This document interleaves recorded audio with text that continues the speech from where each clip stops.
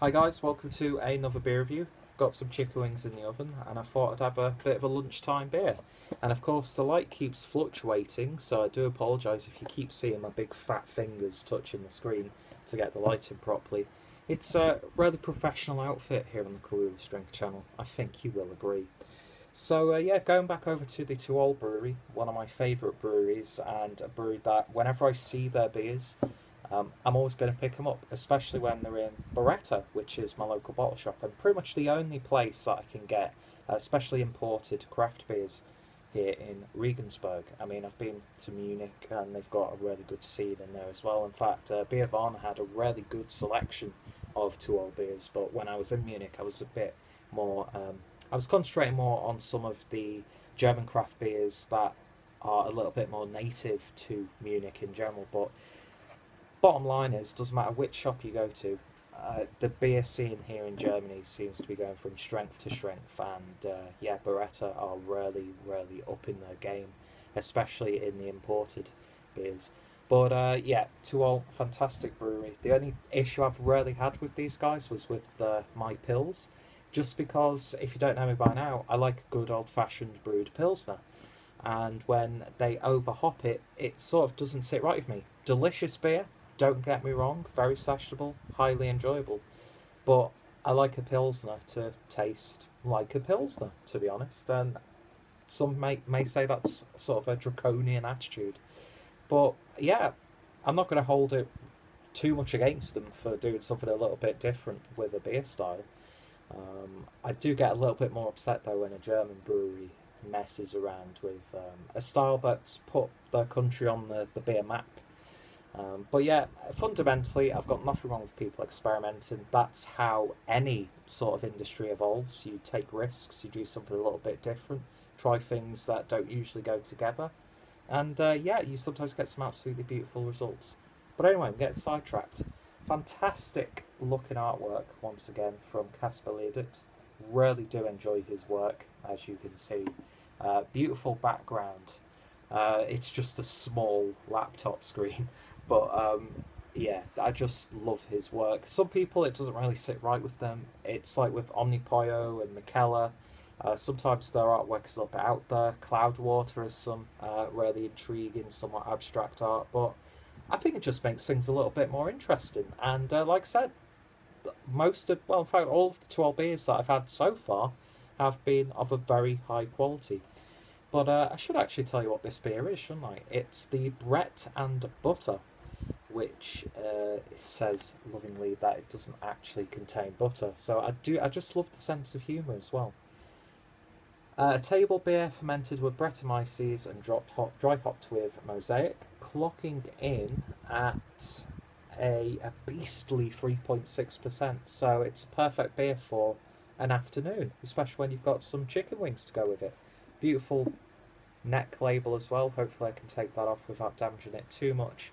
There is the plain crown. Best before date is 11th of the 10th, 2019. So I'm not sure how fresh this beer is, but that's quite a shelf life. And so I don't look like Kasper the Friendly Ghost, let me just adjust the lighting one more time. But yeah, this was brewed at De Prof, as a lot of their beers are. So yeah, off to a fantastic start. Let's see what we get with this one. So the table beer, I think it's pretty much along the lines of a Belgian style. I was did a very quick search on like the beer websites. I think Untapped had it as one style, Beer Advocate had it as a different style, and then Rate Beer had it as a completely other style. It's just amazing how different interpretations on different beers can be. Which is it's interesting, but it could also be a bit of a pain in the arse when you want to do a bit of research. But yeah, so I'm intrigued with this one. Apparently, it's supposed to be a nice and refreshing light beer. The only other real sort of beer that's described as a table beer that I've had was from, I think it was the Colonel, one of their ones that I had in Brewdog a couple of years ago, and that was absolutely gorgeous. Really nice and fruity, but yeah, we're not here to talk about Brewdog, we're here to talk about, well, Brewdog and the Colonel, we're here to talk about Tuol. So, beer in a glass then, and let's see if we can get the light in a bit brighter so you can see it properly. But yeah, it's a lovely sort of cloudy, orangey colour. Sort of like you'd expect like a Belgian blonde ale to look like. I think the source describes like a Belgian pale ale and something along those lines. But yeah, nice amounts of sediment in there in terms of like a cloud, I'd say. We had lovely golden ambery hues in there, has that slight lemon curd look to it as well. Nice gentle carbonation, and beer poured with about one finger's worth of a nice, maybe ever so slightly off-white fluffy head. And yeah, it definitely looks like a first quenching beer for sure, especially in person. So let's see what we get on the aroma. Oh, that's lovely. That's a lovely, gentle, fruity smelling beer.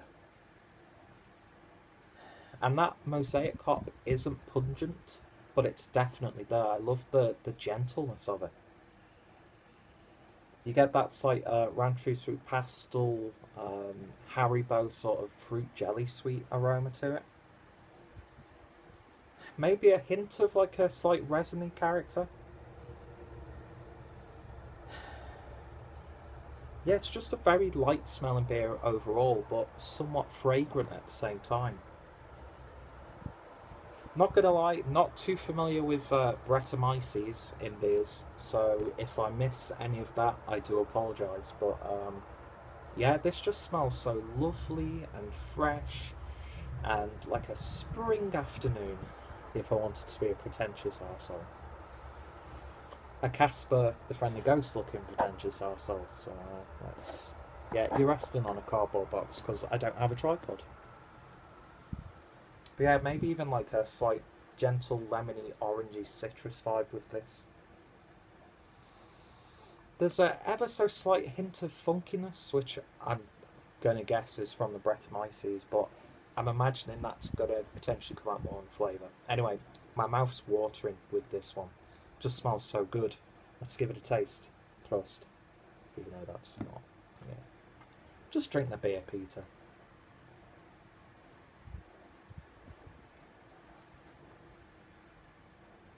Well, yeah, it's definitely a lot more funkier on the taste than it is on the aroma. It's not really like a sour funkiness. Quite a strong, lingering, hoppy aftertaste. But yeah, very light body, very drinkable.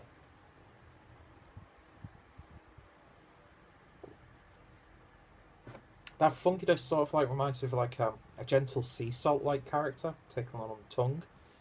Almost nearly getting into that goes like territory for my palate anyway. You could definitely tell that there's a specific type of culture in this beer. But yeah, it's very crisp. It's very refreshing. First quencher for sure. A little bit light, dry on the back end. But I've had like session pale ales here in Germany that are much lighter than this and at a little bit more of a heavier ABV. So I wasn't expected to have like a really rich, indulgent mouthfeel. But yeah, this has got this sort of like slightly unsweetened like lemon juice sort of flavour to it as well. With maybe a little bit of the rind of an orange in there as well. And maybe even like a very subtle hint of grapefruit.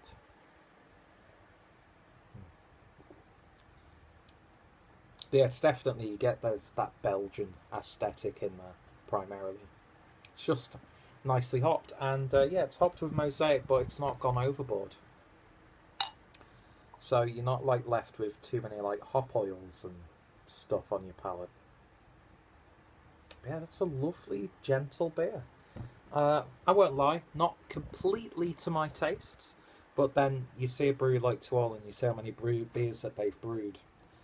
You'd be a liar if you were to say that you loved every beer that a brewery did. Unless they were somewhat starting out and they had like a very small range of beers. But yeah, this is perfect for the weather that we're having. Shut up, microwave.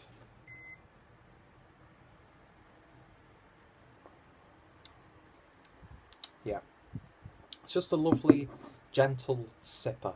Well, I say sipper, you could crush that. if not for that sort of like yeasty funkiness coming from the Brettanomyces. But that mosaic hop used really nicely, not overly hoppy, so then it borders into like a really redundant session pale ale. I'm really hung up on those beers, I do apologise, but yeah, this sort of runs with a little bit more of a gentler experience than maybe something like Stone Berlin's Cali Belgique. I'm putting that frame of mind. Lovely breadiness now as I'm talking. Yeah, this is one of those beers that you seem to get different sensations and different flavours and different characteristics coming the more you drink it. It's far from a simple beer, but at the same time, it's not overly complex. It's not a really confusing beer to drink. It's very digestible, very drinkable, perfect for the summer. If you like your slight funkiness, you don't like it too much, this is a great beer to try. And yeah, it's just not really my cup of tea, to be honest. But again, another absolutely high quality, tasty beer from Tuol. So in terms of a rating then, I'm going to give this one a very solid 7 out of 10.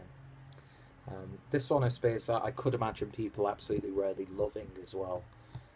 But yeah, again, beautiful artwork and a really nice beer.